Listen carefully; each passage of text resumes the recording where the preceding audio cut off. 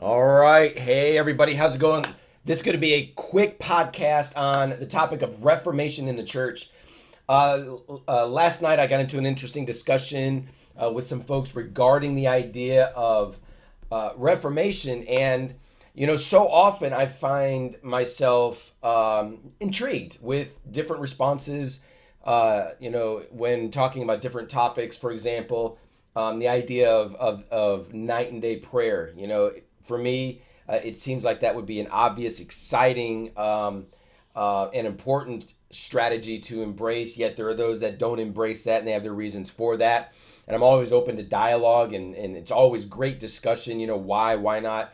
For example, revival. When I talk about revival, I used to think that everybody out there was ready for revival, and they're ready to go, hard and contend and burn and over the years, I've discovered that it's actually incredibly rare to find a Christian that is they come alive when the idea of revival is discussed. And so I could go on and on and on, various topics, various, and the same would be true with all of us. We all have our pet, realities and truths and principles and things that cause us to come alive, and that don't cause others to come alive, and vice versa. There's other things that are going on out there that people are involved in that myself, I value that, I appreciate that, but maybe it's just not what drives me. So I understand all of that, even though there are times when I do find myself shaking my head. I'm like, when it comes to prayer, for example, 1 minute in the place of encounter with Jesus should cause us to want to pray continually, never ending. Also understanding the times that we live in today in the world. The need for prayer is unlike any time in human history. So even that fact alone should drive us to the place of prayer. So sometimes I do find myself wondering, what's going on out there in the church, but it is all up for open for discussion. I'd love to hear some of your thoughts on this. What I want to talk about just very, very briefly is the idea of reformation in the church. And I appreciate all of the emails that I'm receiving recently, from these videos. I appreciate that. I want them to keep coming. It's encouraging to hear from you. People are they're thankful for the messages. There are people that, a lot of people that are telling me they feel like they're very alone and they're not understood, and they can't find other people that are burning the same way that they are. And so I want to encourage all of you out there. If you are one who you are hungry for a move of God, and you're giving yourself to the prayer movement and these types of things, and you're going after revival, do not despair. It's very lonely out there right now. It's true. It's not common to find those with the same DNA that are running strong, but they're out there. We don't want to fall into that Elijah trap where he thought he was alone, but there are 7,000 who did not bow, right? And so they're out there, and God is gathering that remnant together. So you need to be encouraged that you have been made for this hour. But let's do this. Let's talk about reformation. And the point that I want to talk about just very, very quickly is the idea that the current church structure is what's going to be reformed. And one of the comments, one of the I guess the arguments was that if we are contending for reformation in the church and the current church structure, then we are contending against Jesus because Jesus is pro-church, and so we need to be pro-church as well. Well, I'm pro-church. I think everyone out there, or probably not everyone out there, but many of you out there are pro-church. But we need to have a right understanding. What we see out there in America, for example, with the church on every corner, is that really the church that Jesus died for? Is that really the model that he is stamping his approval on? Is that really the perfect manifestation of the church? Well, absolutely not. And this is why Reformation must come. And I always call it's an ancient and emerging paradigm. It's ancient because it was founded in Scripture in the book of Acts. It's emerging because it's been largely forsaken. So over the centuries, we have lost really what it is to experience the daily reality of church. And so many of you have heard me talk about this, on how, some of the changes that we're going to see, and we can look at what's going on in other nations. And for example, in China, here's one of the ways the church is going to change here in America. China is forerunning this, but every day, every single day at 4:30 a.m., 7 days a week, everybody in the church, in this particular church that was a man was being interviewed, everybody in the church wakes up at 4:30 a.m. They go to the church together. They travel and come together corporately. This was not an internet thing. This wasn't a lazy, let me shoot you a text, an email thing. This was an investment of waking up, going to the church, and praying for 2 hours every morning before they started into their day, and they went to work, or they went back home and sent the kids to school, and these kinds of things. There's an example of what I mean when Reformation's coming, okay? And where today, most people who call themselves Christians do not have a vibrant prayer life, yet the primary call for every Christian is to have a vibrant prayer life. That's a major issue, and that's why the prayer movement is so critical. The fact that people are not in real time relationship with Jesus, as evidenced by a two direction life of communication with Jesus, which is prayer. The fact that most people aren't living in that is a really, really striking and serious issue. So what is the church going to look like? I had a vision of a cataclysmic event. I saw a burning crater. I'm not going to, for the sake of time, and I'm not going to get into everything that I saw in the vision, but I want to give you the website where you can just go to my website, go to johnburton.net, and just do a search for these words, okay? A fearful vision of what the church will soon look like, okay? This was from July 21st, 2011. A fearful vision of what the church will soon look like. And you can look at the article that I'm referencing right now. You can look through that. I share the vision. And this book right here, that article ended up being this book, The Coming Church. And it's so God showed me this vision of a burning crater, and he told me that is the church. And in this article, I go through specifics. I don't want to go through the specifics of that right now, but I want to spend just a few minutes talking about, on a very low level, this is very basic, I wanted to make it practical, some of the changes that are coming to the church. And so again, it's not that Reformation is coming to destroy the church that Jesus wants and build something else up. It's actually the opposite. It's to destroy the man-made systems and to replace it with what God is going to do in these end times. And one of my favorite worship lyrics that speak to this is from a man named Brian Ming. He said, "God forgive us for building kingdoms of man on doctrines of demons in your name." And so we see that out there. That being said, this does not give us license as if we're frustrated or discouraged with the old wineskin model. It doesn't give us license just to leave and to move out of position. We must stay and we must contend. We must serve leadership well. We must do that, but we must pray in this massive shift. Somebody else asked me, so do I believe that all of the churches out there right now are unbiblical? And I don't think we can say they are unbiblical, meaning that God is opposed to them. That's absolutely not the case. I mean, I've been going to some churches all over the place this year, and God is doing amazing things in these churches, just blowing my mind. I'm excited about what God is doing. So it's not unbiblical in that regard. But it's the easiest way to say it is it's an old wineskin. God's done much through the old wineskin. There's been a lot of good old wine that's been poured out.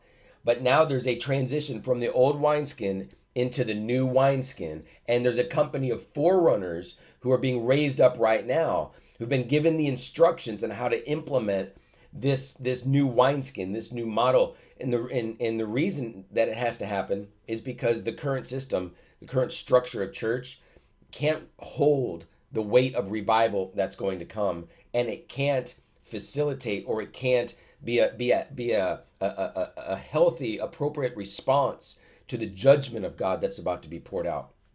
Current church structure will crumble. And so we need to see this new structure here. So here's just some very practical examples.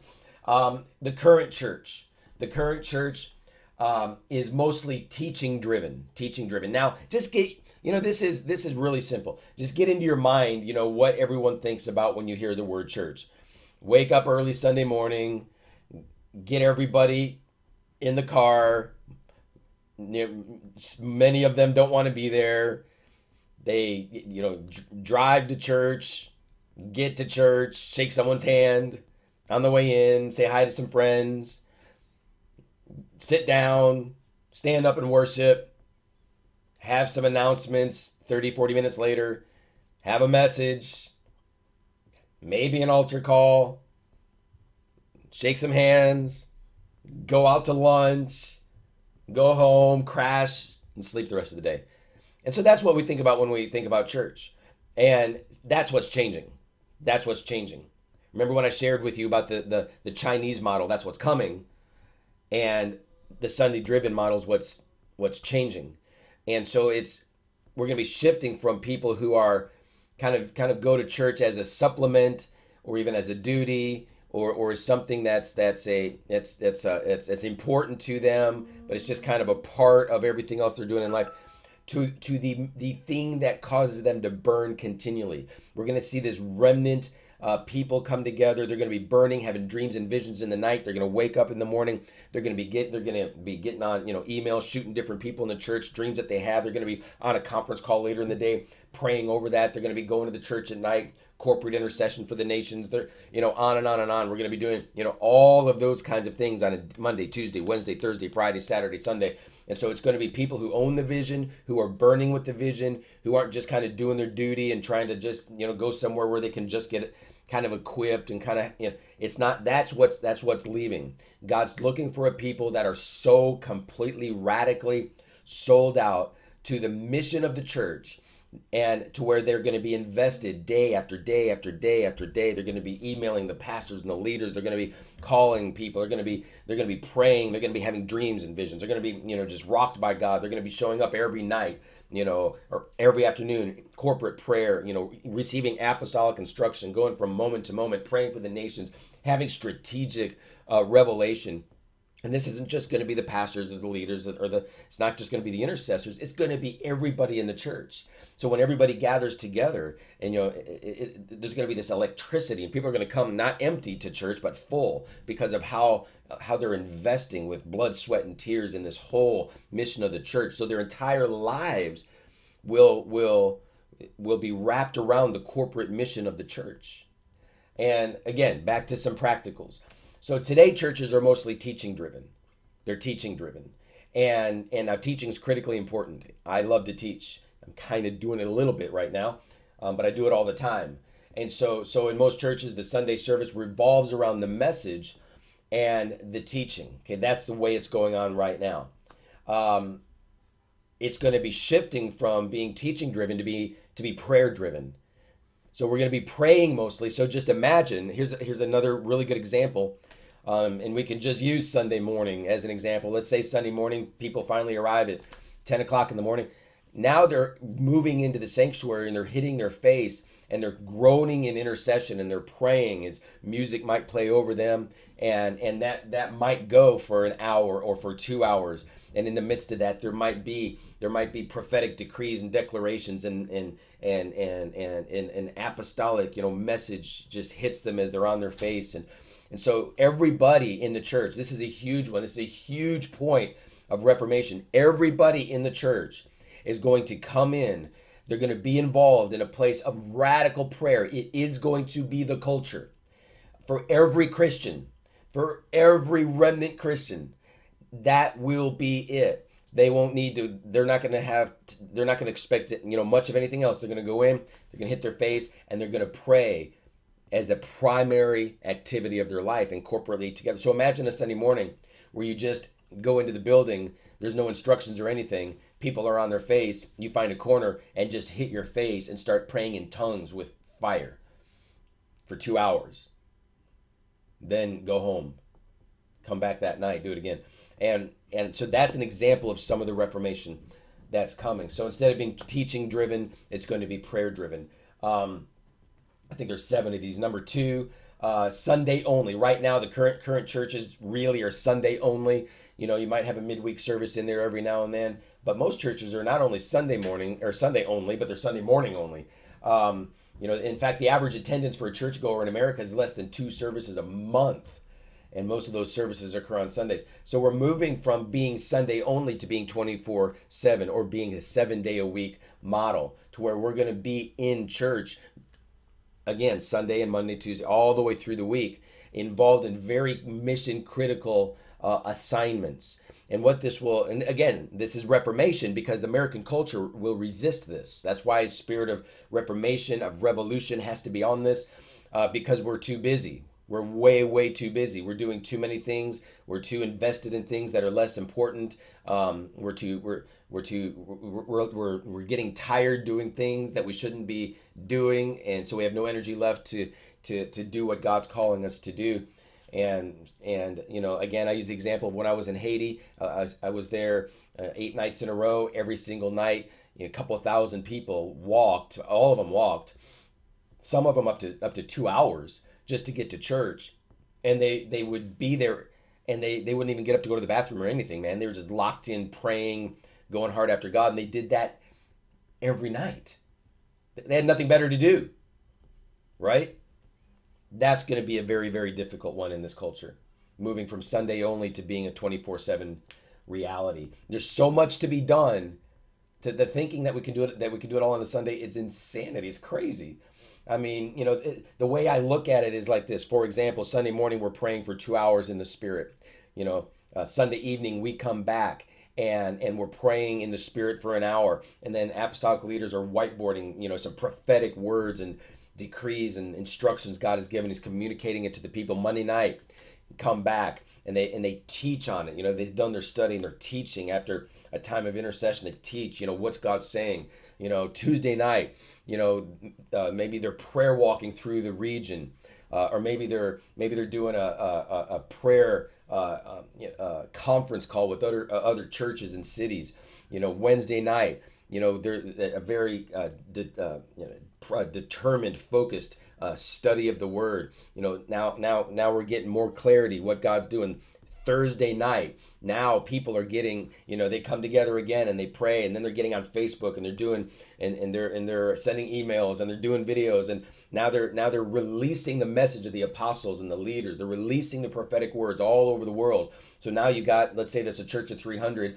All 300 of these people have been there now 4 days in a row, in prayer, in apostolic instruction. Now they're burning with this message. They're having dreams and visions. Now every one of them is turning into a prophetic messenger. Now every one of them is releasing these messages in every way that they can. And, you know, Friday night could be like a citywide prayer event where every Christian in the city comes together in a large venue and prays.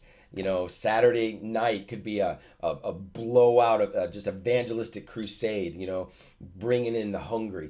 And so it's a 7-day-a-week reality that we're looking at. And yeah, you'll get burned out if you're doing other things. But if you're doing this, you will not. And I've shared this about revival. A friend of mine was in the Brownsville revival for 2 years. He had a family, kids. Every day, I think 6 days a week, he would go to the revival at 5 p.m. They'd get done about 1 or 2 a.m. He'd go home, sleep for just a few hours, get up, go to his part-time job until 11 a.m., go back to the church for the school of ministry that he was involved in, and that would take him right back up to 5 p.m. He did that schedule for 2 years because of revival.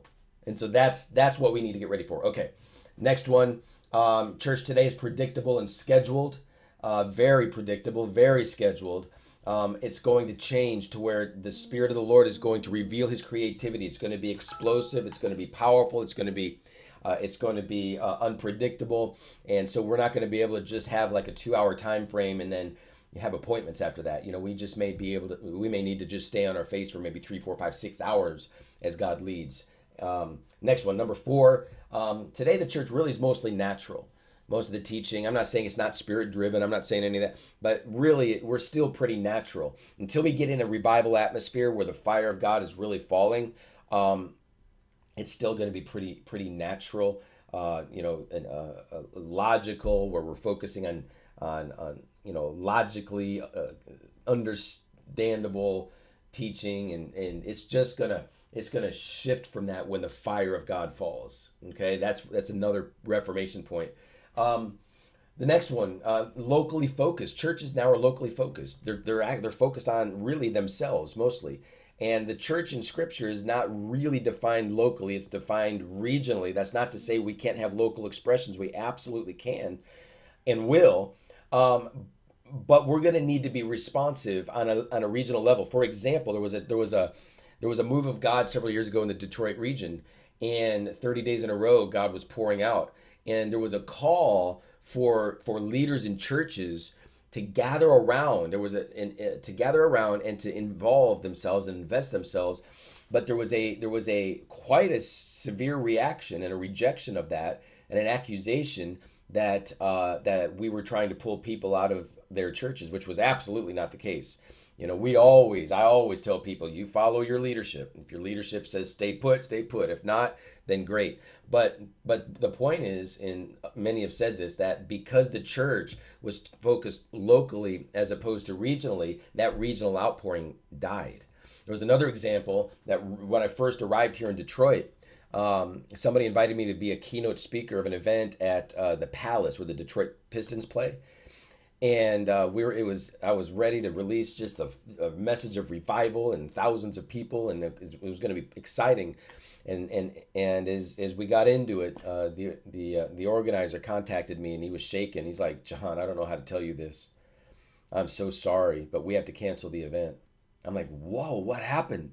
He said, "Well, the event's on a Wednesday, and churches are not willing to release their people from their Wednesday night commitments to come to the event, and so we have to cancel it."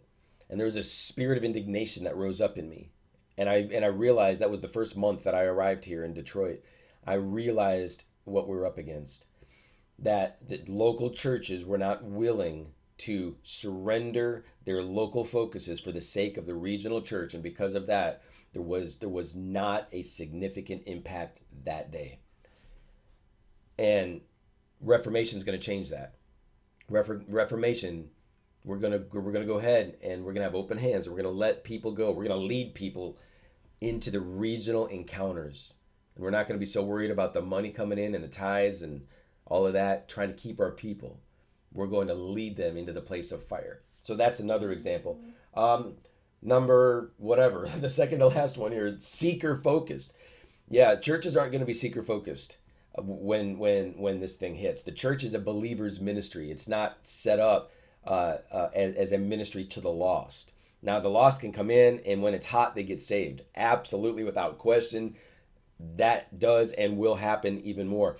But it's to be a burning place of the presence and the Spirit of God. We need to be Holy Spirit sensitive ahead of seeker sensitive. And as I've shared often, I always say that I refuse to tone down the activity of the Holy Spirit out of respect of those less hungry. I'm not going to tell God, "Hey, take a break on this one, buddy. You're a little too intense for these people. I'll take it from here. I can kind of speak their language."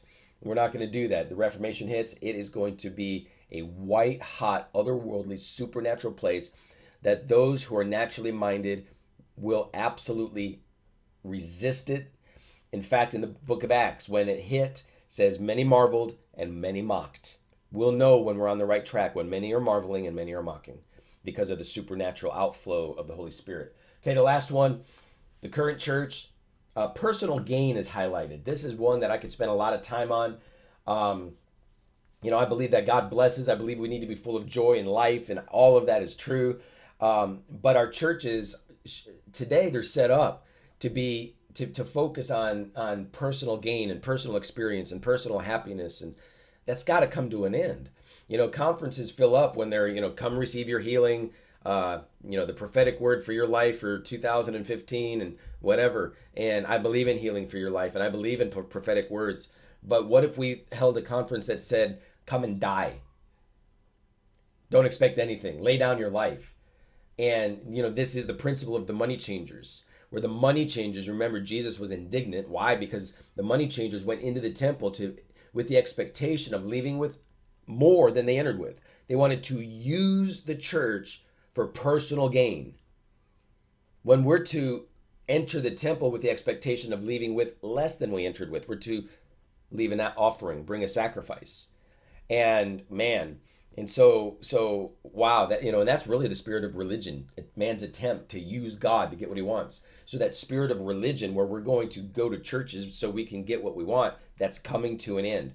And pastors, I'm telling you what, we're perpetuating this to where we're marketing this, and we're telling everybody that you can come to our church and you can receive what you want. And this is the best option for you, where, you know, we need to have churches where people just say, hey, you know what, pastors say, you're going to come, you're going to invest, you're going to lay down your life, we're going to call you higher. The challenge is extreme. It's going to be intense. You know, a biblical life is a life of surrendering all, and, you know, God's going to be with you in, it's going to be glorious. But I'm telling you what, man, it's going to be intense. And we don't just promise to you know, meet every demand. And so that's a big one that's changing. And so as this reformation comes, the wheat and the tare, God's going to start dealing with that. This is a wheat and a tare season. And the true remnant is going to be identified. Most actually, I believe most people will leave the church. Because right now we have churches that are full of both wheat and tares, churches that are full of people following Jesus in an unsaved condition because of faulty theologies, faulty commitments. And that issue is going to be resolved when the Reformation comes. So it's a big deal, but I wanted to kind of get that out there. It's not that God is mad at the current structure, or that he's, you know, or that Ichabod is written over the top of every doorpost. Of course, absolutely not. That's wrong. It's not true. There are many spirit-filled, life-giving, wonderful churches that are out there, and I love visiting so many of them. So that's not what I'm saying, but I am saying that what's coming, the current church structure can't handle, and so we need to see reformation, and we need to see the true remnant, and we need to be okay with people leaving. I tell pastors this all the time. You want to know who's really on board? Don't have a prayer meeting, but develop a prayer culture in your church where everybody is called to pray on fire. And you'll see who's resistant. You'll see who's not driven by the Spirit. You'll see that, and you won't have to do anything. They'll back off from the fire. They'll back off from it. The reason why some churches are growing, and it's not because they're necessarily healthy. It's because the fire's not hot enough to scare away the pretenders. And so Reformation is going to deal with a lot of that. So just wanted to leave that with you. And again, contact me, john@johnburton.net. I really do want to hear from you. I love that. I love hearing what God's saying to you. You know, if you disagree with some of what I'm saying, that's fine too. I love learning from the comments and different discussions. And certainly certainly The Coming Church. I think that book needs to be in the hands of as many people as we can. People that are going to just help, you know, facilitate this reformation. Go to johnburton.net/resources, and you can order it there in Kindle version or print. And again, can't wait to dialogue more with you. I'm going to keep these videos coming as long as I keep getting good feedback from you guys, and you enjoy this and you're growing from these videos. So blessings to you, and I will talk to you soon.